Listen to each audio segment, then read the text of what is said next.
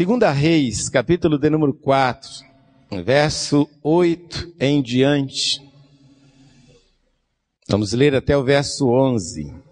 Segunda Reis 4, 8, diz assim: certo dia passou Eliseu por Sunem, onde se achava uma mulher rica, a qual o constrangeu a comer pão. Daí, todas as vezes que passava por lá, entrava para comer. Ela disse ao seu marido: vejo que este que passa sempre por nós é um santo homem de Deus.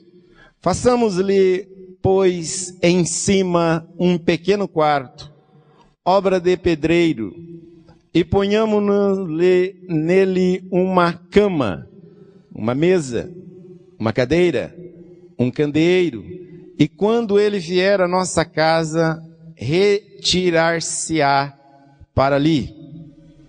Um dia, vindo ele para ali, retirou-se para o quarto e se deitou. Só até aí. Deixa sua Bíblia aberta. Feche seus olhos por um instante. Pai, aqui estamos nós, Senhor, diante da Tua palavra, reconhecendo que qualquer preparação nossa é vão, reconhecendo que qualquer intenção nossa é vã, porque nós só podemos ser bem-sucedidos nesse momento se o Teu Espírito estiver em nós e abrir a porta da palavra e do nosso entendimento. Então, Senhor, que eu diminua, o Senhor cresça e a Sua palavra sobressaia de uma maneira poderosa aqui nessa noite. E que o Senhor venha falar com cada um de uma maneira maravilhosa. Fala conosco, Senhor. A nossa oração, nosso desejo, em nome de Jesus. Amém. Eu dei um título a essa reflexão. Deus, Ele não desiste de nós. Deus não desiste de nós. Por isso que Ele continua a investir em nós.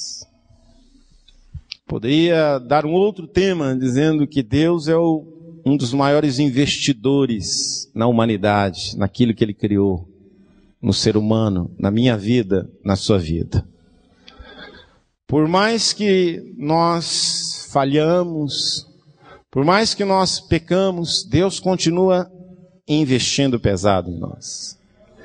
E é interessante que isso é desde o Éden. Desde o Éden, quando o homem cai, Deus inicia como que uma jornada no encalço desse homem. No encalço desse homem. E ele sempre esteve e sempre está em busca desse homem, em primeiro lugar, para salvá-lo. E em segundo lugar, para fazer dele um instrumento de salvação de outros. Então você que já é salvo, Deus, Ele conta com você para que você seja um instrumento de salvação de outras pessoas. É por isso que Ele não desistiu, Ele não desiste, e é por isso que Ele continua a investir em nós. Muitas vezes, devido a situações adversas, nós achamos que Deus desistiu de nós.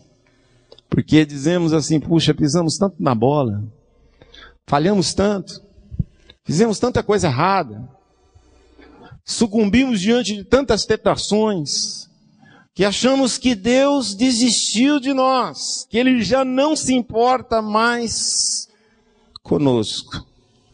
Mas isso não é verdade.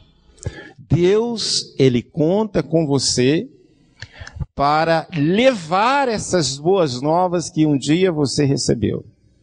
Deus conta com você para você alcançar outros com esse mesmo instrumento que Ele alcançou, a palavra de Deus e o Espírito de Deus.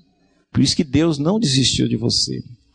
Quando você olha para você, embora você identifique muitas falhas, você olhando para alguns personagens no passado bíblico, você vai ver que essas pessoas tinham falhas semelhantes às minhas e às suas, ou às vezes maiores ou piores. Porém, Deus nunca desistiu delas e Deus sempre continuou a investir na vida delas. Eu listei aqui alguns personagens, os quais Deus não desistiu delas, embora pudesse ter feito isso. Mas Ele não fez, porque Ele valoriza a cada indivíduo. Quando eu e você nós cantamos nessa noite, quero que valorize o que você tem. Você é um ser, você é alguém. Isso é uma verdade bíblica. É uma verdade dos céus. Você é alguém. Alguém especial. Um belo dia, Jonas, cheio de Deus, desejoso de pregar o evangelho, e Deus fala para ele: Jonas, vai para Nínive e anuncia um juízo que eu vou trazer sobre aquele povo que se encontra em desobediência. Jonas, todo o seu ímpeto para pregar o evangelho, mas quando ele soube que era pregar o evangelho para os seus inimigos, no seu interior nasceu o desejo: quero mais que eles morram, quero mais que eles sofram o juízo de Deus. Estou fora, não vou de jeito nenhum pregar o evangelho para aquele povo. Saiu em direção contrária, em vez de ir para Nínive, foi para Tarsis. Só que Deus não desistiu dele. Deus não abriu mão do propósito que Deus tinha para realizar na vida dele. Enviou tempestade no Mediterrâneo. Embarcações começaram a sofrer por causa da desobediência desse homem.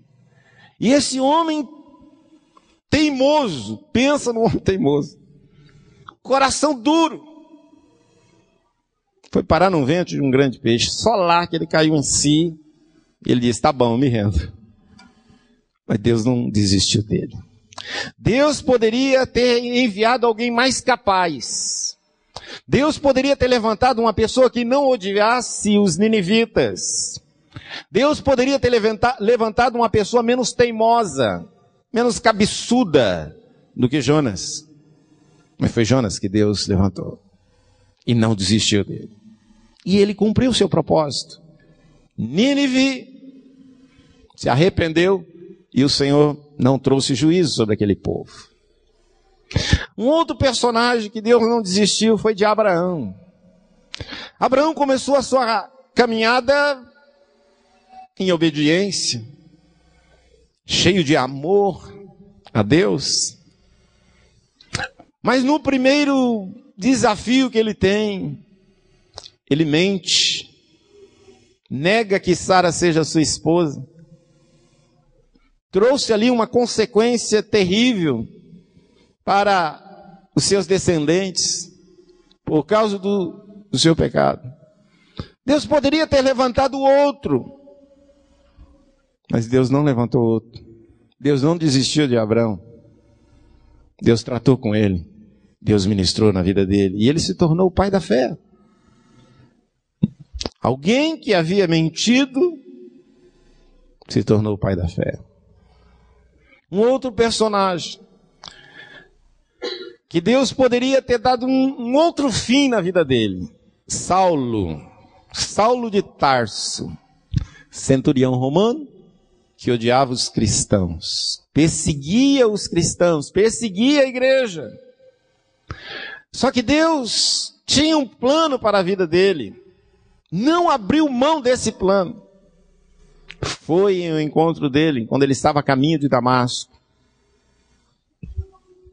e mudou a história e a vida desse homem que odiava os cristãos. E ele se tornou Paulo, esse apóstolo, a qual escreveu a maioria das cartas do Novo Testamento. Moisés, Deus poderia ter desistido de Moisés, principalmente quando ele ficou dando desculpas para não obedecer a Deus. Ele se encheu de argumento para dizer: não, manda outro, eu não, sou incapaz, não. e apelou ao extremo, dizendo: Deus, eu tenho dificuldade da fala, estou meio gago, perdi toda a minha eloquência verbal, manda outro. Deus falou: não, é você. Deus não havia desistido dele. E Deus investe nele. E ele se tornou o grande líder que ele se tornou, porque Deus não desistiu dele. Um outro personagem que Deus poderia ter desistido dele foi Davi, principalmente quando ele adultera com Batseba e quando ele manda matar Urias, o esposo dela. Deus poderia dizer: puxa, esse cara não tem jeito não, isso é um mulherengo, mau caráter. Só que Deus não desistiu dele, tratou com ele, levantou um profeta que chegou para ele e contou uma história. E Davi, como rei e juiz, trouxe uma autocondenação. Coisa tremenda. Deus não desistiu desse camarada. Se tornou um homem segundo o coração de Deus. O maior rei que Israel teve.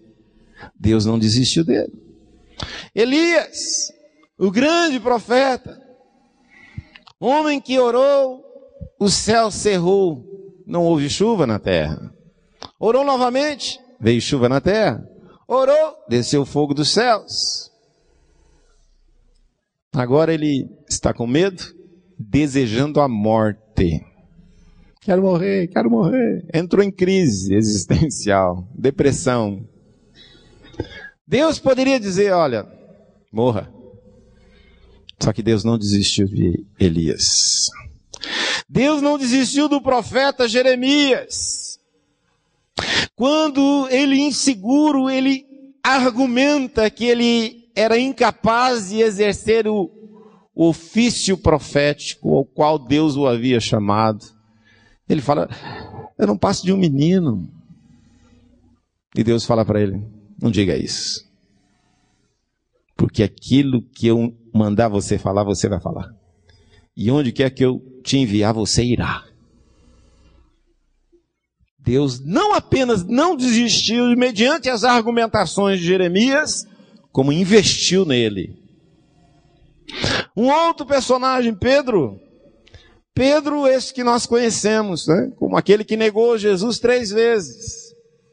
Poderia também ter jogado para escanteio. Não, isso não serve mais.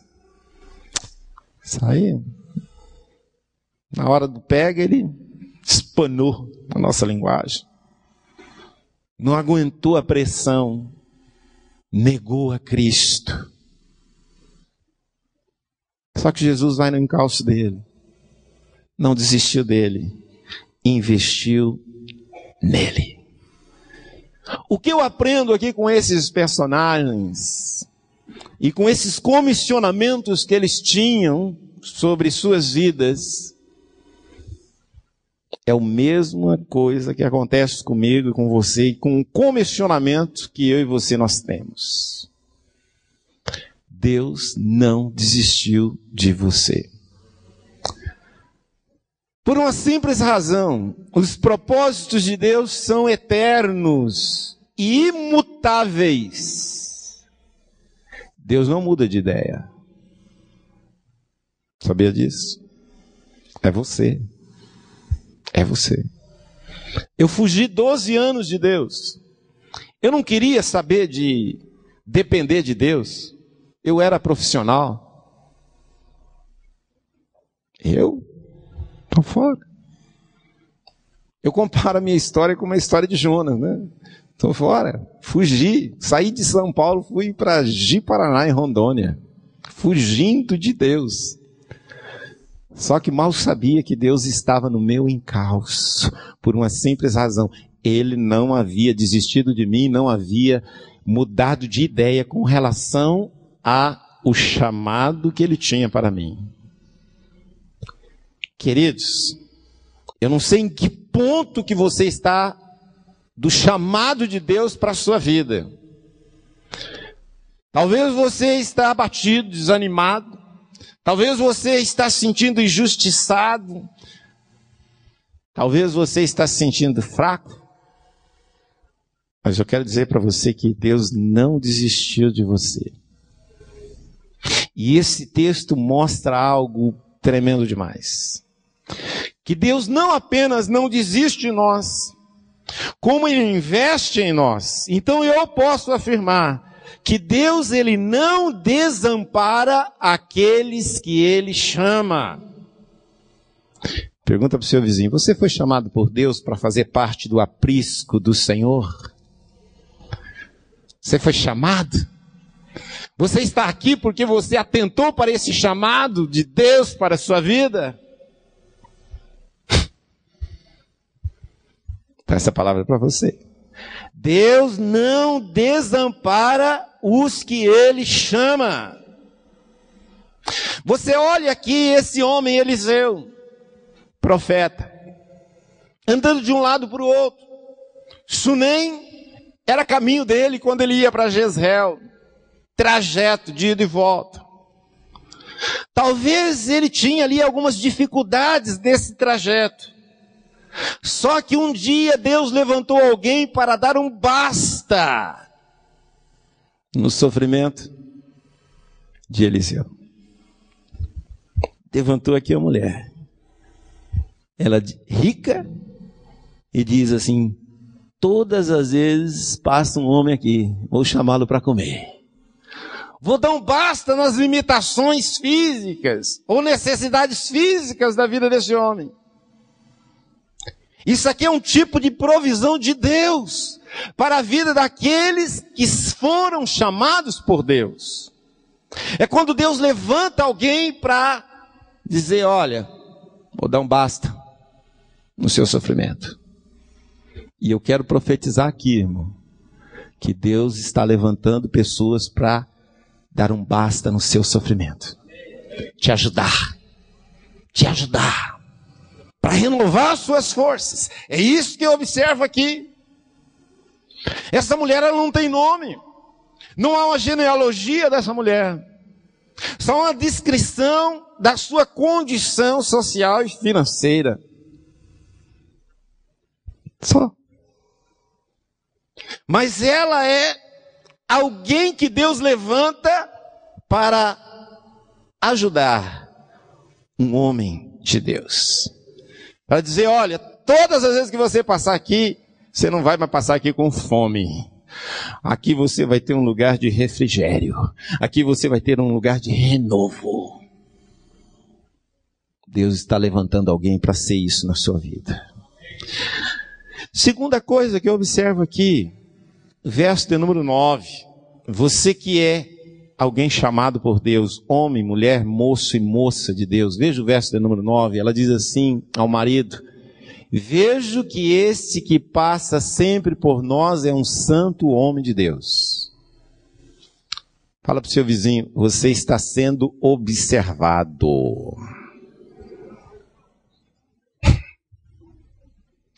Sabia disso? As pessoas estão te observando. Não é na igreja a hora que você dá um glória. É no trânsito.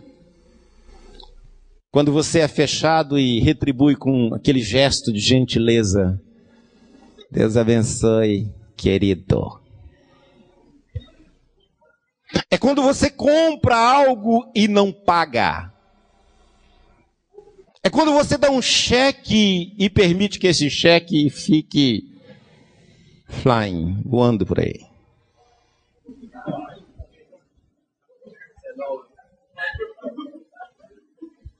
Voador, flying. É. Fala para o seu vizinho, estão te observando, irmão. Seu vizinho, talvez ele nunca aceitou o seu convite para ir na igreja, mas ele está de olho em você.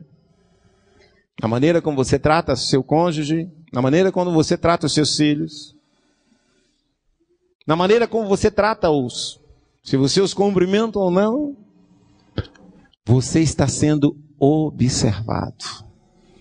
Não apenas naquilo que você fala, porque muitos de nós falam muito bonito, principalmente quando pega o microfone. Aí pronto. Agora é minha vez. Né? Mas a vida não corresponde à fala. Todos nós fomos chamados. Deus quer levantar pessoas para investir em nós. Mas esse investimento virá mediante essa observação que essas pessoas têm feito de nós. Fala para o seu vizinho, sorria, você está sendo filmado. Engraçado, né? Falar em línguas estranhas nas vigílias dentro da igreja é lindo, maravilhoso. Quero ver você falar língua estranha quando você está sendo contrariado lá no seu ambiente de trabalho, junto com seus cônjuges ou com seus filhos. Você está sendo observado. Sua conduta, o seu comportamento, a sua teologia, você está sendo observado. Você observa aqui essa mulher, ela diz, eu vejo que passa sempre aqui um homem de Deus. O marido não viu, mas aquela mulher viu. Alguém está te vendo, irmão. Outra coisa que eu observo nesse mesmo texto é que havia uma constância na vida do homem de Deus. Ele passa sempre por aqui. Ele não é um andarilho, ele não é um aventureiro. Ele não é alguém de altos e baixos, mas ele é alguém equilibrado. Ele é alguém constante. Olha que coisa interessante esse texto. Fala para o seu vizinho, Deus quer investir em você. Mano. Se ajeita aí. Seja constante. Seja constante. Viva, não apenas aparentando ser um homem, uma mulher, um moço, uma moça de Deus, mas realmente o sendo em qualquer lugar, em qualquer momento, em qualquer circunstância. Ele passa sempre por aqui. É um santo homem de Deus. É alguém chamado. E aí, ela chama o seu esposo, o verso de número 10, e ela faz uma proposta para ele. Presta bem atenção. Vamos fazer para ele um quarto num lugar alto, cima do muro, diz alguns textos. Lugar alto. Lugar alto te lembra alguma coisa, irmão? É no lugar alto que você tem que habitar. Deus não te chamou para habitar em porões. Deus não te chamou para viver de uma maneira rasteira. Mas Deus te chamou para ficar num lugar alto, para ser cabeça e não cauda. Aqui eu aprendo algo que tem a ver com a nossa vida cotidiana. Que os nossos projetos, eles têm que ser altos também. Grandes também. Porque nós não iremos além da nossa visão ou mesmo capacitação.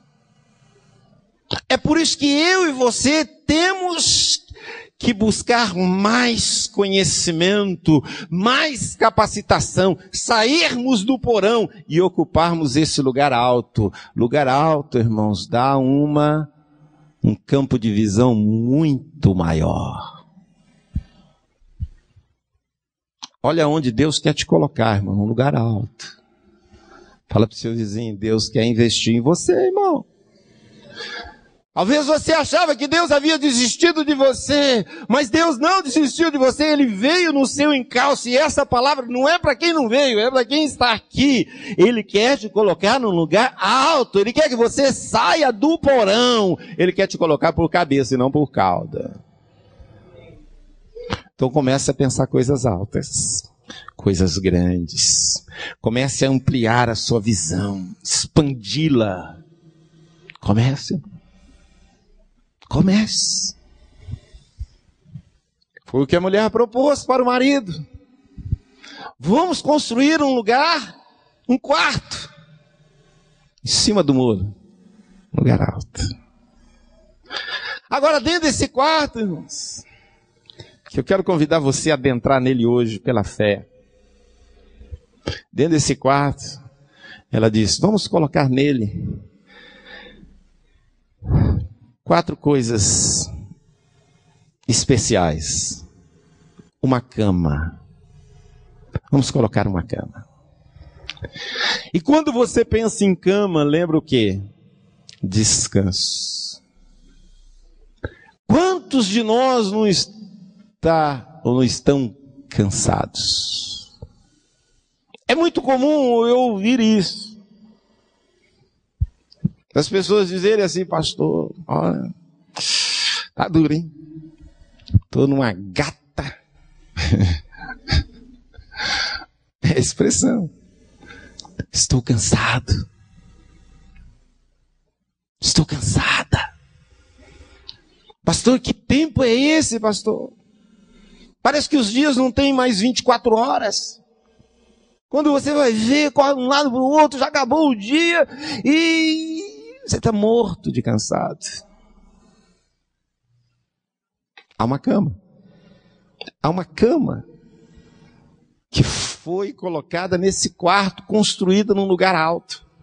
Uma cama. Em outras palavras, Deus está dizendo para nós hoje, você precisa descansar.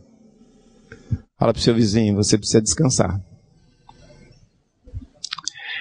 Mas o descansar não é dormir até tarde. O descansar não é, não, amanhã eu não vou trabalhar. É véspera de feriado, não vou trabalhar, né? Emendar. Não é esse descanso não, irmão. Isso é vagabundice. Não é esse descanso. É descansar à sombra das promessas de Deus. É descansar o seu coração e confiar em Deus. Não sei se você sabe, mas a fé, ela só é acionada quando você descansa em Deus. Porque isso é sinal de confiança. Tem muitos de nós que precisa parar de debater, lutar com as próprias forças e precisa descansar. Há uma cama para você descansar. Há uma cama nesse lugar alto para você descansar. Veja o que diz Isaías 30, verso 15. É no sossego e na confiança que está a vossa força. É quando você aquieta o seu coração e você confia, é que você é fortalecido. Eu tive uma experiência sexta-feira à tarde aqui, muito legal. Eu estava assim, achar uma palavra, indignado, né? Bem, politicamente correto, né? Indignado. E toda sexta à tarde eu oro. Tem um tempo para orar, né? Eu tiro um tempo maior para orar. E eu não tinha um lugar para ir, eu fiquei aqui dentro da igreja, andando aqui, abençoando as cadeiras. Senhor, abençoa essas cadeiras, abençoa aqueles que sentaram aqui e tal. Em um determinado momento, sentei lá naquele canto. Pensa numa vontade que eu estava de murmurar, irmão. Já teve um momento assim? Aquela vontade que você quer murmurar, você quer dizer assim, não concordo, não aceito. Ai, que raiva. Sentado no chão ali no canto, irmão. 3 horas da tarde, sexta-feira. Aí Deus trouxe uma palavra. Canta. O quê? Canta. Tá bom, não consigo cantar não, mas começar a orar em língua estranha. Irmão, daí a pouco eu estava cantando. Daí a pouco eu estava quieto, descansando. Me deu uma vontade de deitar ali e dormir. Porque a paz do Senhor veio. E quando a paz vem, é como se Ele falasse: agora é comigo. Deixa comigo esse negócio. Descansa. Isso aí não é para você não. Deixa comigo. Irmãos, que gostoso isso, irmão. Essa foi a minha experiência sexta-feira, mas é uma experiência que você pode ter quando você está cansado. Cansado de tanta injustiça, cansado de tanta ingratidão, cansado de ver tanta coisa errada, cansado de ser humilhado, cansado da vida. Você pode adentrar nesse quarto e deitar nessa cama e descansar à sombra das promessas de Deus. Quando você faz isso, Deus entra em ação. Por isso que o Salmos 46, o verso 10 diz assim: aquietai-vos e sabei que eu sou Deus. É só quando você aquieta o seu coração é que Deus fala: agora você vai me conhecer de verdade. Mas enquanto você estiver ali, parece um gato. Você já viu gato? Não, eu não vi, mas eu ouço. Gato, quando eles estão engatinhando em cima do telhado, vocês já viram? Já ouviram, né? Aí vai, aquele trupé. Você fala: meu Deus, é briga? Não, é amor. Jeová. Estão acasalando.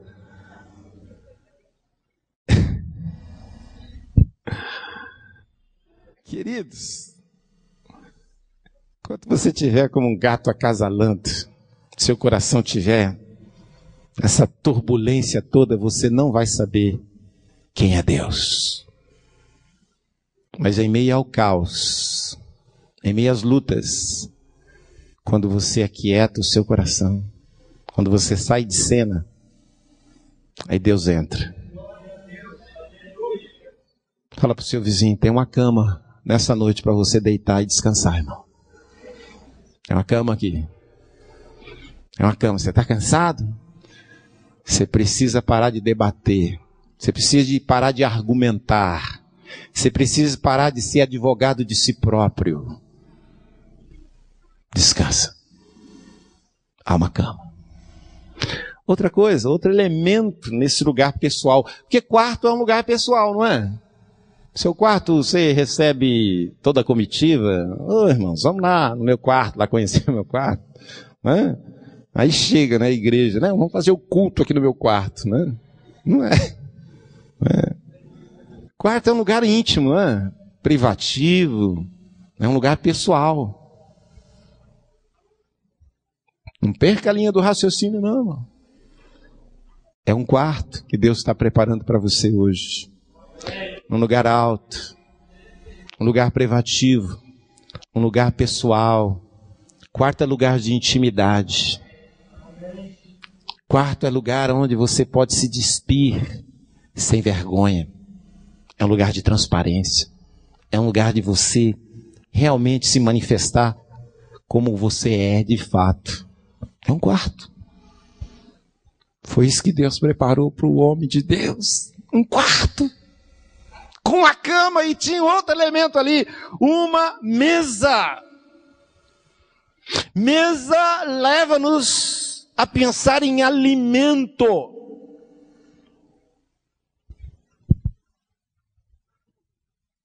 Fala de comida. O que alimenta a nossa alma, irmão, quando nós estamos cansados? Palavra. Essas informações estão contidas na palavra de Deus. Isso é mesmo. Mesa fala também de relacionamento. Porque é na mesa que a gente se assenta com os amigos para comer. Não é isso? Apocalipse capítulo 13, o verso do número 20 diz o quê? Eis que estou à porta e bato. Se alguém ouvir a minha voz e abrir a porta, entrarei em sua casa e com ele... Você ceia com alguém aonde? Na mesa. Então, mesa é lugar de relacionamentos. É lugar de interação, de troca. É lugar de ajuda, companheirismo. É na mesa. Nesse quarto há uma mesa, irmãos. Uma mesa onde você pode se alimentar, saciar a sua fome de justiça, a sua sede de amor, a sua sede de alegria, de paz e de esperança. Tem uma mesa. Nesse quarto havia também uma cadeira. Uma cadeira. É o que diz o verso número 10. Vamos colocar ali uma cama, uma mesa e uma cadeira. Cadeira, irmãos, fala de autoridade. Toda pessoa que tem autoridade tem uma cadeira. Uma pessoa que diz que tem autoridade, mas não tem uma cadeira e não se assenta em uma cadeira de autoridade, ela não tem autoridade. Se você for na prefeitura, tem lá, no gabinete do prefeito, uma cadeira. Qualquer um que for eleito para prefeito, tem a formação que for, a qualificação que for, a origem que for, a idade que for, a condição social que for, se for eleito, quando sentar naquela cadeira e ocupar aquela cadeira, é revestido de autoridade. Há uma cadeira para um governador, há uma cadeira para o presidente da República, há uma cadeira para um juiz de direito, que todas as vezes quando ele se assenta naquela cadeira, ocupa aquela posição, ele tem autoridade. Há uma cadeira sacerdotal, irmãos, na sua casa. Homens, se você quiser ter autoridade, você precisa se assentar nesta cadeira. Então quem manda sou eu, lá em casa quem manda sou eu. Eu sou o cara, é nada, você é um mané que precisa de entendimento. Precisa de investimento de Deus na sua vida. Precisa que Deus construa esse quartinho para você, de tempos em tempos, entrar lá e resgatar a sua autoridade, porque há uma cadeira de autoridade ali. Na empresa, irmãos, você precisa ocupar uma cadeira de autoridade espiritual. Ah, pastor, mas está só eu de crente ali, pastor. Irmão, é com você que Deus vai fazer um reboliço naquele lugar. É através de você que Deus vai liberar graça naquele lugar, prosperidade naquele lugar, salvação naquele lugar, porque você está se assentando nessa cadeira de autoridade que Deus te dá. Pare de ficar resmungando. Ah, pastor, não sei o que eu faço, pastor, misericórdia, o sangue de Jesus tem poder. Isso é murmuração, meu irmão. Fala para o seu vizinho, nesse quartinho que Deus preparou para você, tem uma cadeira. Não adianta você ficar rotando que você tem autoridade, se você não se assentar nessa cadeira e não se revestir da autoridade que essa cadeira te dá, você não vai ter sucesso em área alguma da sua vida. Pergunta para o seu vizinho: Deus te chamou, irmão? Então é um quarto para você. Última coisa que havia naquele quartinho, né? Já é uma suíte, né? Um candeeiro. Dá uma olhada aí. Havia ali o quê? Uma lamparina, né? Um instrumento de iluminação. Sem lâmpada, sem luz. Quando entramos em casa, nós podemos errar o caminho, tropeçar nos móveis que estão no meio do caminho. Sem luz, nós ficamos no escuro. E escuridão lembra trevas, lembra pecado, lembra perdição, perigo. Eu e você, irmãos, precisamos de tempos em tempos entrar nesse quartinho para recebermos luz em algumas áreas nas quais nós já estamos andando em trevas. Eu e você precisamos dessa luz, porque essa luz ela também simboliza revelação. Essa luz também ela representa unção, poder. E nesse quarto tem. E nessa noite, irmãos, pela fé eu posso ver aqui os santos homens, santos e santas, homens, mulheres, moços e moças de Deus nesse lugar. E eu posso ver o meu Deus, o seu Deus, construindo esse quarto para você, um lugar alto. E colocando nesse quarto uma cama para você descansar. Uma mesa para você saciar a sua fome.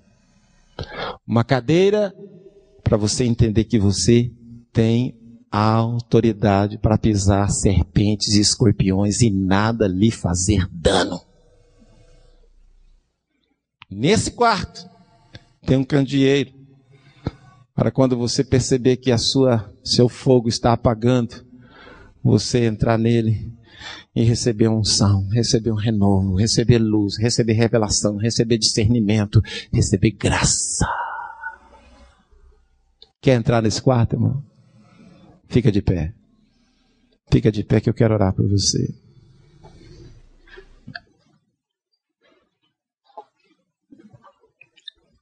Eu não sei como está o seu coração nessa noite. Você saiu de casa? Você falou, não, hoje eu preciso ir na igreja.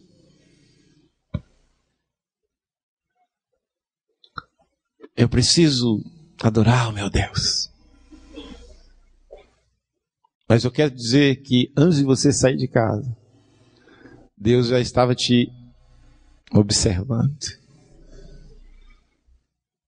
Os seus preparativos, o seu sair do portão, o seu pegar a via de acesso até esse lugar, e Ele te conduziu até aqui.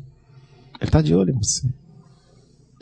Ele tem visto o esforço que você tem empreendido para ser uma pessoa constante, para ser um cristão não de falar, de defender teses, de argumentar para os outros, mas de ser um cristão que deixa a luz do Senhor brilhar através de você. Ele tem visto. Mas Ele tem visto também sua dor e o seu sofrimento. Só que hoje Ele diz para mim e para você, estou levantando alguém para dar um basta. Você não conhece, você não sabe quem é. Mas estou levantando alguém para dar um basta no seu sofrimento, para ser um canal de ajuda para a sua vida.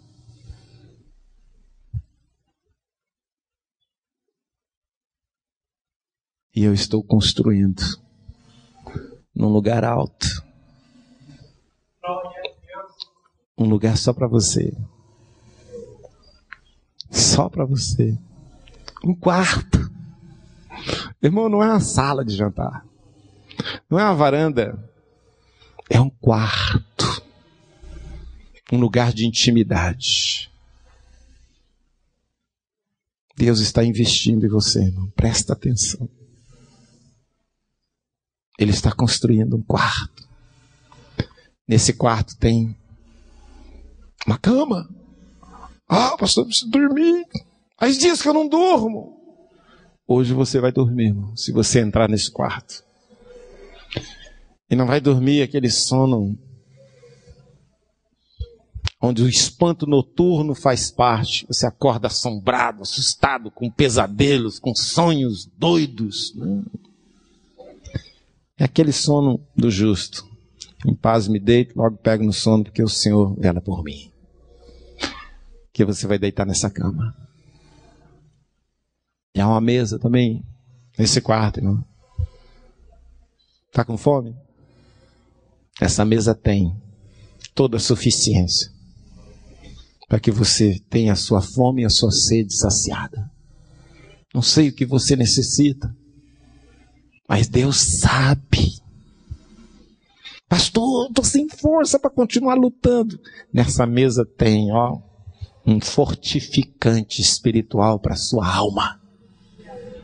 Aleluia! Feche seus olhos, irmãos. Feche seus olhos e comece a ver esse lugar que Deus construiu para você. Comece a ver esse quarto. É um lugar alto. Porque Ele não quer ver você rastejando nos porões, sendo humilhado, sendo humilhada, padecendo vergonha. Não. É um lugar alto. Significa que Ele quer te colocar assentado entre os príncipes do seu povo.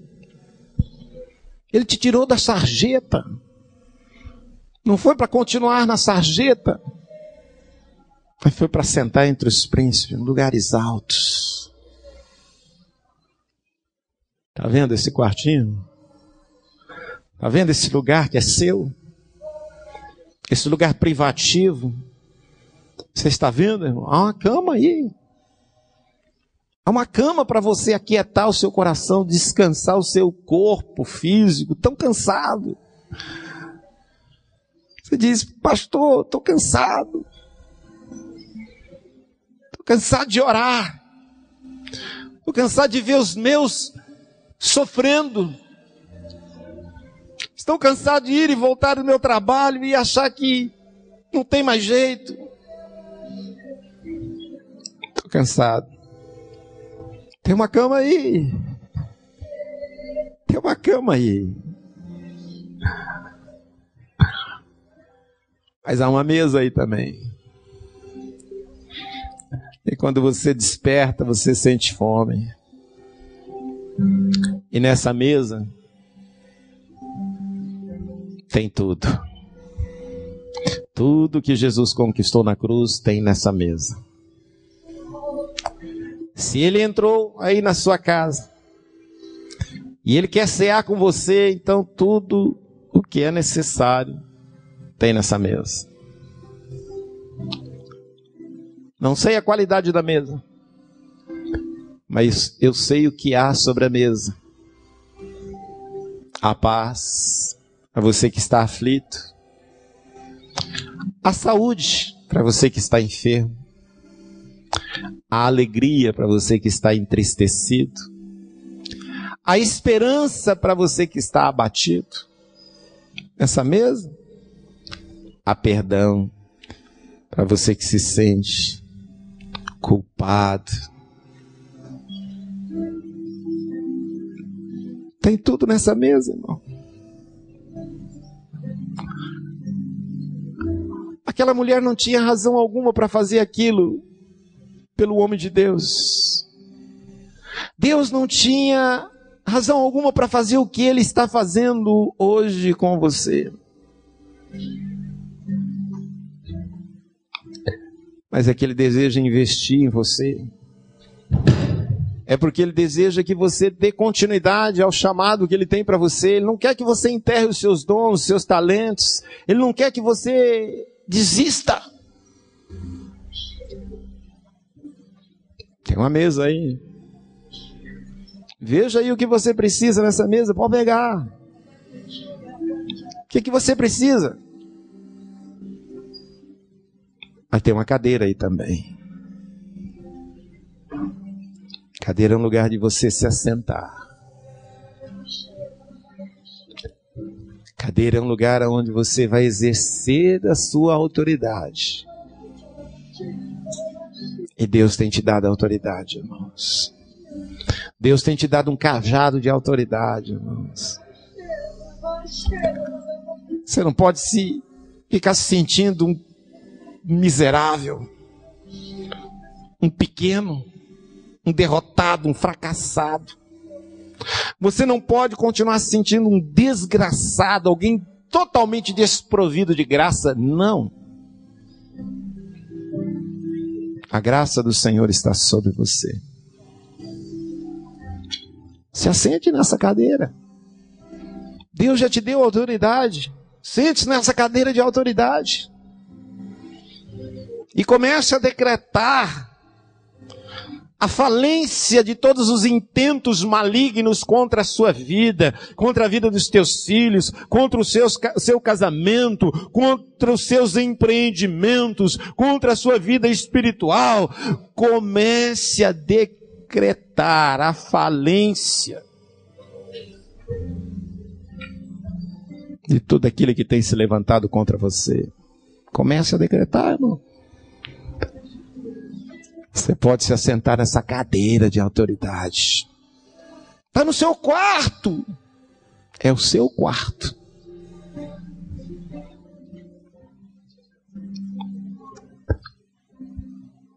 Tem luz nesse quarto. Tem um candeeiro nesse quarto. Tem unção nesse quarto. Tem vida nesse quarto. É isso que Deus quer que você desfrute hoje, irmão. Pastor, eu estou cansado. Entra. Deita. Pastor, eu estou com fome. Senta. Coma. Pastor, estou sendo envergonhado. Use da autoridade. Pastor, estou sem unção. Tome posse desse candeeiro. Ilumine as áreas que estão obscuras na sua vida. Traga luz.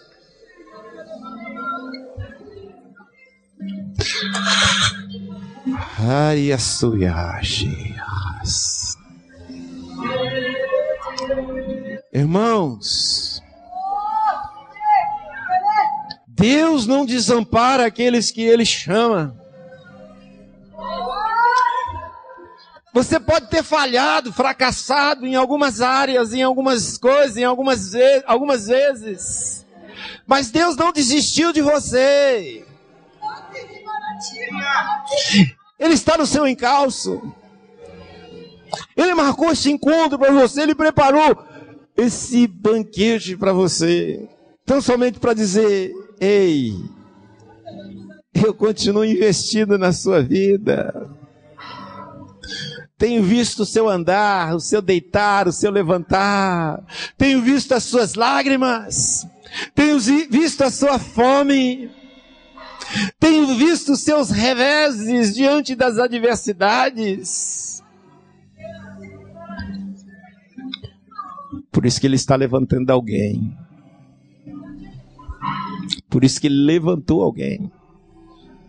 Para construir esse quarto, nesse lugar alto, para que você nessa noite entre nesse quarto.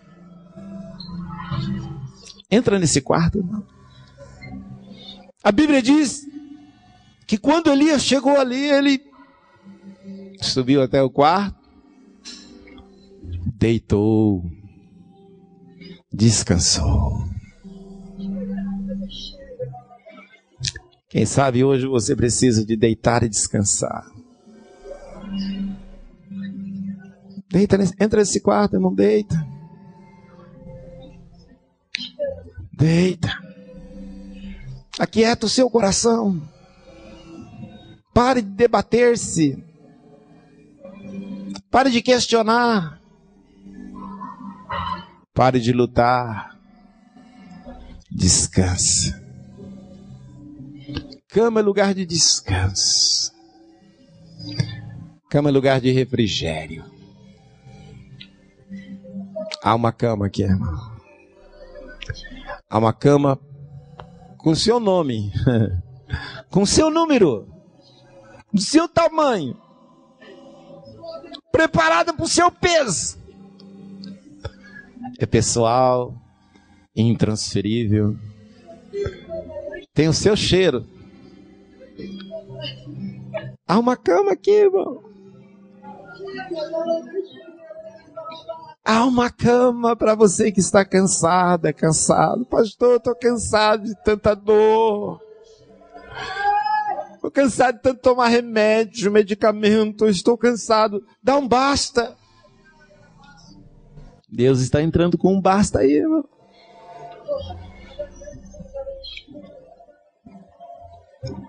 Toma posse hoje. Eu não posso encerrar essa reunião, irmão, sem convidar você para entrar nesse quarto. Quer fazer isso? Saia do seu lugar, venha até aqui à frente. Simbolicamente, você vai subir nesse quarto, que foi construído para você. Tem o seu nome na porta. Isto é ne ais. Ai ni a sui gai gai sui ni a so a ni ka. Ai ni a su nai ni as. Esse não. No seu quarto você não precisa pedir licença. É o seu quarto.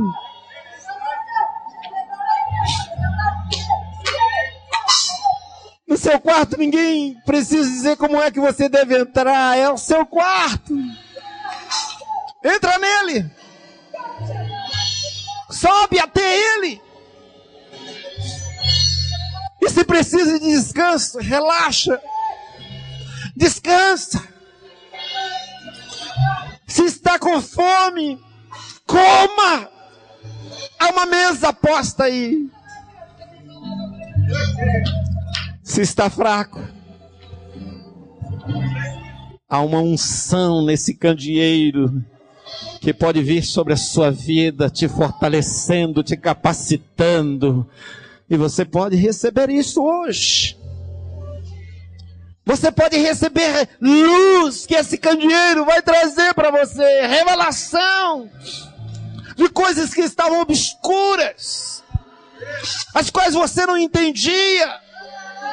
Mas hoje Deus está trazendo luz para você. Hoje você vai dormir e vai acordar com um discernimento claro de situações obscuras da sua vida. É Deus. É o quarto que Deus preparou para você.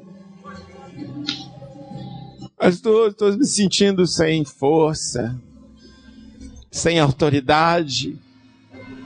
Senta. Ocupa sua posição de filho. Ocupa sua posição de filha, de príncipe e de princesa. Ocupa sua posição que o Senhor te colocou. De alguém que tem autoridade para pisar serpentes e escorpiões e nada lhe fazer dano. Pare de chorar, irmão. Pare de lamentar, irmão. Pare de dizer que está cansado. Pare de dizer que está sem força. Pare de dizer que você está com fome. Entra nesse quarto.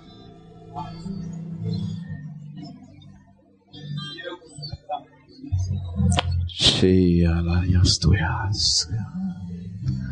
Ai que naias tu e nias. Oh, dia neas.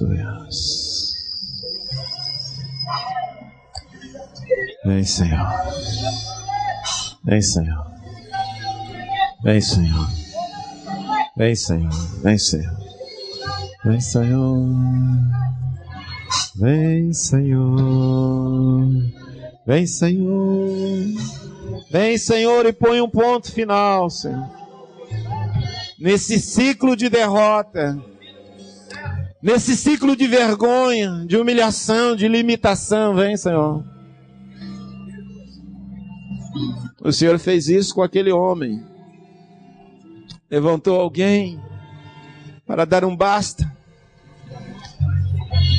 Levante alguém hoje a dar um basta a tudo aquilo que está oprimindo essas vidas, a tudo aquilo que está aprisionando essas vidas.